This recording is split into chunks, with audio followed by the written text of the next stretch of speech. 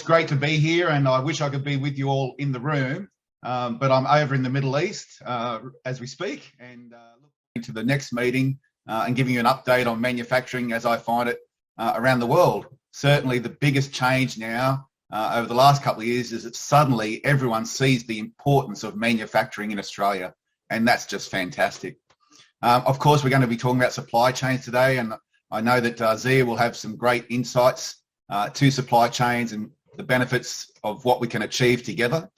But I wanted to share some great examples that I've been working with here in Sydney and across regional New South Wales.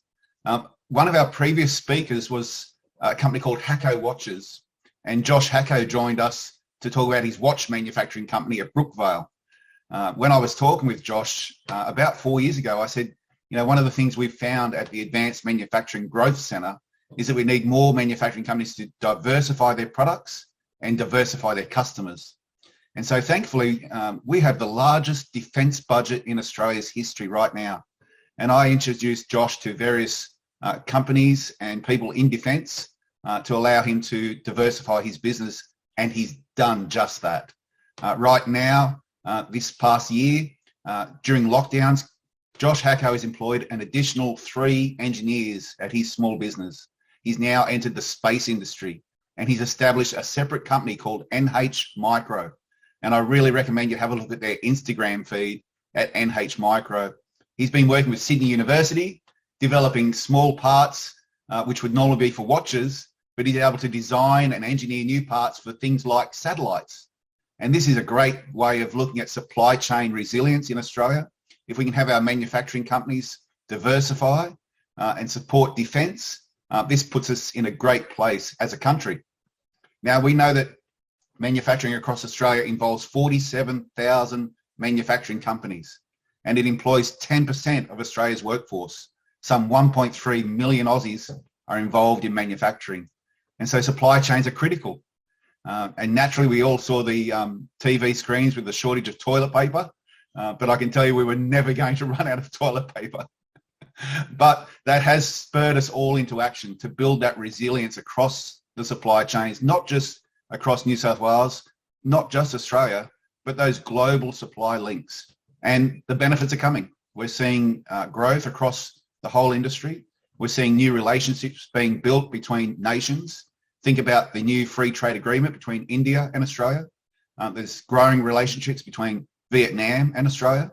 And so these are just the fruits of working together and getting Australian companies to take on the world. We need more and more Australian companies to look at export, because I'd much rather see 7 billion potential customers for Aussie-made goods in addition to the 25 million of us here in Australia.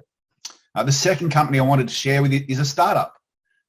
Christy Reardon is from a company called Harvest Bee, and Harvest Bee manufacturing plant-based meats. And just this week, they're opening their new factory in Penrith. So Western Sydney is on the march, and we know that Western Sydney is a powerhouse for manufacturing. But I like to see Western Sydney as a hub and spoke model out to the regions. And so I've been able to connect Christy and Harvest Bee to our farming community in places like Moree, where they can work with some of our brilliant researchers at Sydney University who are developing new wheat varieties, higher protein grains that can support Harvest Bee in their growth. And this gets back to the export.